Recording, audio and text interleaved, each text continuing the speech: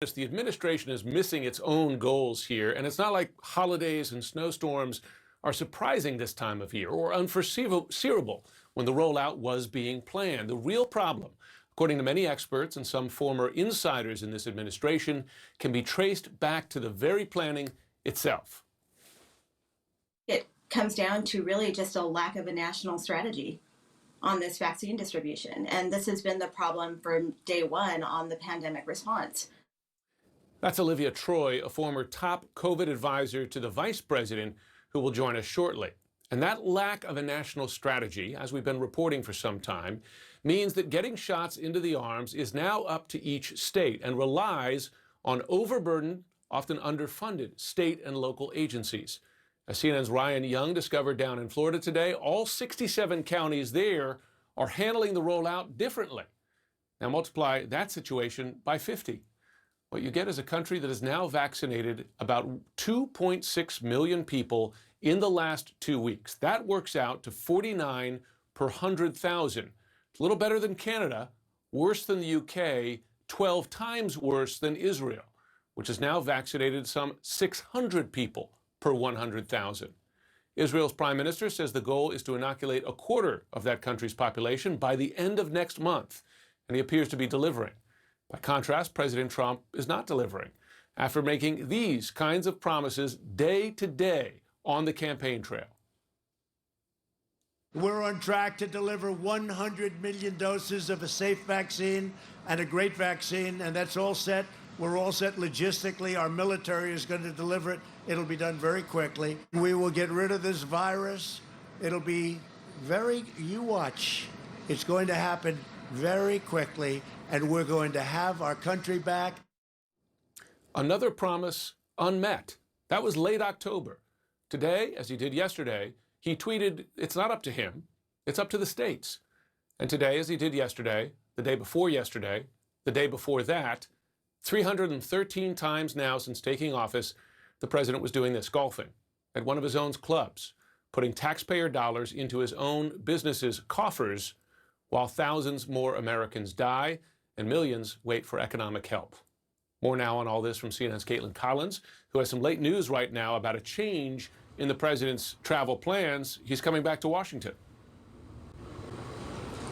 Yes, he is. And Jim, this is earlier than expected. The president was supposed to stay in Palm Beach through the new year, but now we are being told he is going to be leaving early and going back to Washington tomorrow morning. And that's unusual because typically the president loves going to the New Year's Eve party that they have at Mar-a-Lago. He walks the red carpet, has all the press there, often speaks to reporters, but now he's not even going to attend that party, even though guests were told he was going to. And we are now told by 3 sources that the president is going to be leaving Washington early tomorrow, or leaving Palm Beach, I should say, early tomorrow to go back to Washington, though it's not clear why.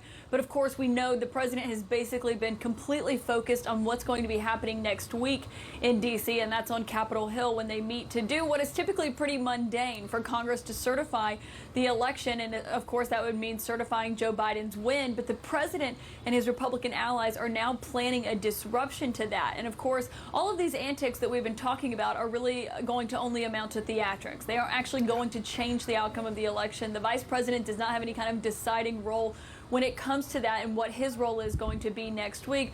But Jim, it does come as we are seeing these concerns about the vaccine rollout and what's going on and why the numbers are nowhere near what administration officials said they were going to be. And they've spent months planning this rollout. So that's why it's raising so many questions, because it wasn't like it was unexpected about when the vaccine was likely to come. And so that's the question here. We have heard from the president, of course. He is deflecting. He is blaming states, as he often did with PPE and with testing earlier on in the pandemic. He's taking a similar route here.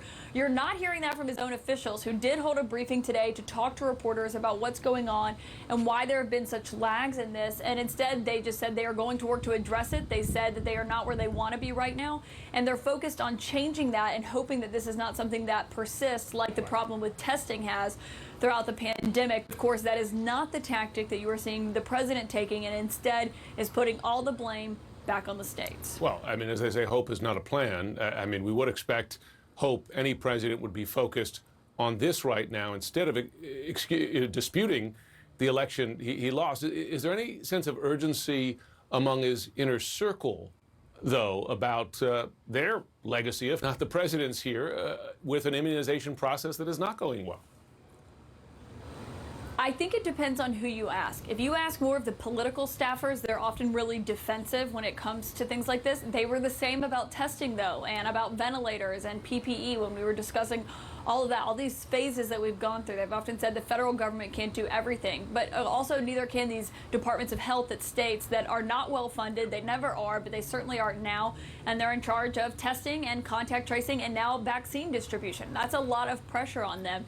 And so, but if you speak to the officials who were involved with Operation Warp Speed, you know, they do want to be where they promised they would be. It wasn't just one official saying offhanded that they would have X amount of vaccines by the end of December. It was a slew of officials saying, we will have this, we feel confident about this, and they know that this does undercut them and their credibility. And so I do think they are working on it, and they're hoping this is only going to be something at the beginning.